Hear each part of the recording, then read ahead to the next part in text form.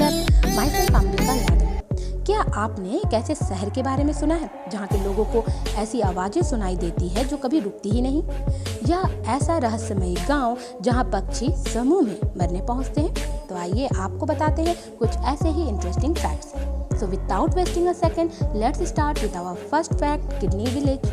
जी हाँ, ठीक सुना आपने, किडनी हॉक्से नेपाल का वह प्लेस है जो कि किडनी वैली या किडनी विलेज के नाम से जाना जाता है। जितना ही अजीब इस गांव का नाम है, उतना ही अजीब यहाँ रहने वाले लोगों की समझ। इस गांव के हर घर के किसी एक मेंबर ने अपना एक किडनी माफिया के हाथों बेच दिया है। देखा जाए तो ऑलमोस्ट हर दूसरे व्यक्ति ने अपनी किडनी बेच दी है। अज्ञानता, पैसों की कमी और नशे की लत ने कहीं न कहीं इन्हें मजबूर कर रखा है। कुछ लोगों का कहना है कि उन्हें यह बोलकर बेवकूफ़ बनाया गया है कि उनकी किडनी वापस ग्रो कर जाएगी, यानी उनकी किडनी फिर से निकल आएगी। हालांकि किडनी बेचने पर नेपाली गवर्नमेंट ने बैन लगा रखा है और यह एक सकारात्मक कदम भी है, पर कितनी कारगर हो रही है यह तो वहाँ के लोग बेहतर जानते होंगे। चलिए बढ़ते हैं अपने नेक्स्ट फैक्ट की तरफ।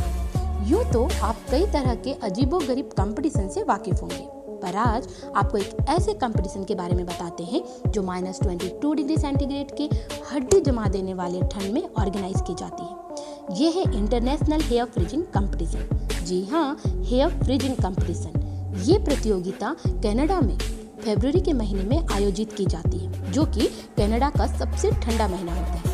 इस कॉन्टेस्ट का सीक्रेट है ताकिनी हॉट स्प्रिंग और इस गर्म पानी के स्रोत से बना हॉट स्विमिंग पूल, जिसका नाम है ताकिनी हॉट पूल। एक बार आप इस पूल में घुस जाते हैं तो -22 डिग्री सेंटीग्रेड में भी आपको ठंड नहीं लगेगी और गीले बाल गर्म पानी के बाहर होने की वजह से 1 मिनट के अंदर जम जाते हैं, और इस जमी हुई बालों की आकृति ही तय करती है कि प्रतियोगिता का विजेता कौन होगा। है ना interesting? Now let's move on to our next fact, fact number 3। क्या आपने भारत की ऐसी रहस्यमयी वैली का नाम सुना है जहां पक्षी समूह में मरने पहुंचते हैं?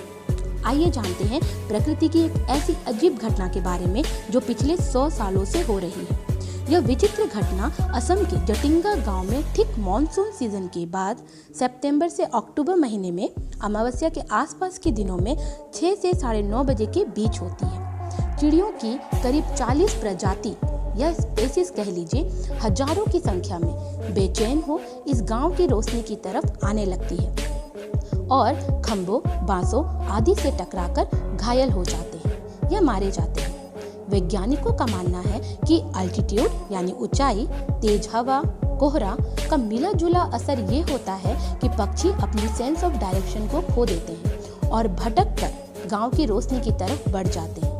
एक वक्त था जब गांव वाले भी चिड़ियों की मौत का कारण हुआ करते थे, क्योंकि उन्हें लगता था कि अचानक से होने वाली यह घटना का कारण आत्माएं और अदृश्य ताकतें हैं, इसलिए वे चिड़ियों को बांस से पीटकर मार देते थे। हालांकि कुछ वर्षों से इस मास किलिंग में 40% की कमी आई है, लेकिन फिर भी चिड़ियों का हर साल जटिंगा वैली में आने का कारण आज भी पूरी तरह से सुलझा नहीं।